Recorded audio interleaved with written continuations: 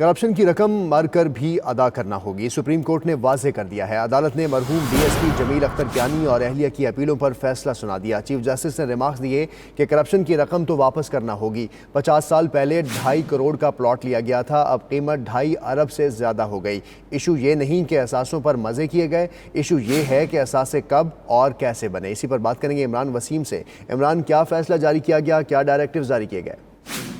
ये देखें, साबिक डीएसपी थे जमील अख्तर कियानी, जिनका इंतकाल हो गया था ड्यूरिंग कोर्ट प्रोसीडिंग, और उनकी अहलिया मसमात रियाज बीबी पर भी जो है वो नैब की प्रोसीडिंग चल रही थी। एहतसाब अदालत ने इनको 10 साल और 5 साल की सजा सुनाई थी, और इसके साथ साथ 30 मिलियन जो है वो जुर्माना किया गया था। हाई कोर्ट ने भी इस फैसले को बरकरार रखा था, लेकिन आज सुप्रीम कोर्ट में जब ये अपीलों की समाअत हुई तो अदालत को बताया गया जो मरकजी मुलजम है, मुजरम था जमील अख्तर कियानी, वो इंतकाल कर चुका है और जो उनकी अहलियां हैं वो कमरा अदालत में मौजूद हैं।